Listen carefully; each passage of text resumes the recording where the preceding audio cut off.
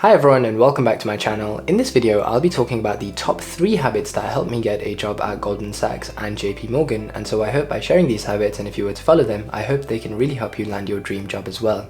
So without further ado, let's get into the first habit, which is all about beginning with an end in mind. So this habit basically means that you should start anything you do with a clear destination in mind and a clear end goal in mind of where you want to be when you end this task. So for example, during university, when you start university, so I did economics at Loughborough University, I had a clear goal in mind where I wanted to be at the end of the course. So at the end of the course, after doing my economics degree, I wanted to work for an investment bank. So whether that be Goldman Sachs or J.P. or Citigroup or Bank of America, I didn't really mind. I just wanted to go and work for an investment bank and experience that American culture for myself. So when I started uni, what I did was I read up all the different job descriptions that I could possibly be interested in, on the different websites of these different banks. And then after reading those job descriptions, I could basically suss out exactly what I needed to do to, match that job description. So for example, I knew that firms like Goldman Sachs and J.P.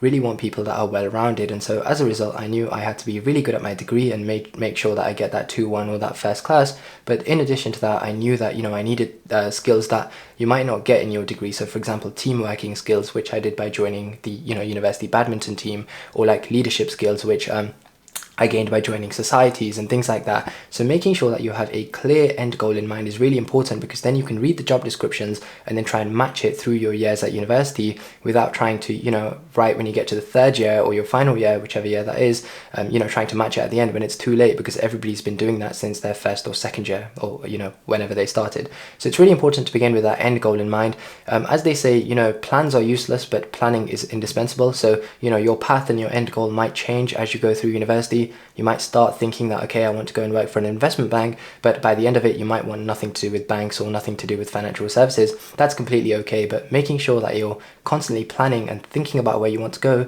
and basically, carrying out the steps to help you get there is really important. So anything you do, always make sure that you begin with an end in mind. The second habit that really helped me get my job at Goldman Sachs was the fact that at university I was always proactive rather than being reactive. So Google defines proactiveness as a personal action that creates or controls a situation rather than just responding to it after it's already happened, which would make you reactive. So at university, during my first year, I was really proactive because I knew that my CV was quite blank. I didn't really have anybody that could get me my first sort of part-time job at a supermarket, or anybody that owned a pharmacy or knew anyone that owned a pharmacy who could get me some sort of like 1 or 2 week work experience there.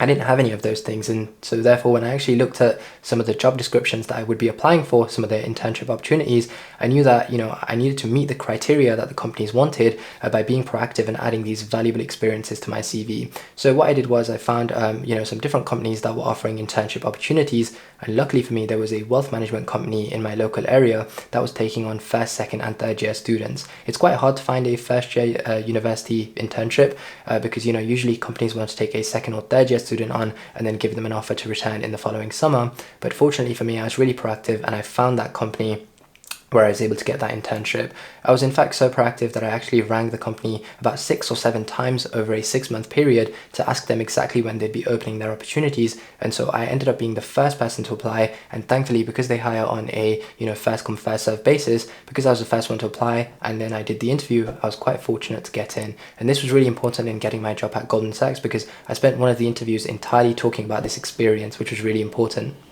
Also, when it comes to researching and applying for jobs, a proactive student would make sure that their CV and cover letter is ready as early as possible. So for me, in my first year of university, as soon as I was about midway through, I started to put together my CV and put together a template cover letter. And so when it came to the end of my first year and start of my second year, I had a CV and a cover letter that was ready and refined and reviewed by multiple people, including the careers department at university. And so it was in good shape to actually send off to as many companies as possible when it came to applying for my placement year in my second year. This is really important because firms usually hire on a first come first serve basis, and so you want to get your application out as soon as possible so that you're in the first batch of people that they interview if you get to that stage, and therefore you're one of the first few people that gets hired before the places get filled up.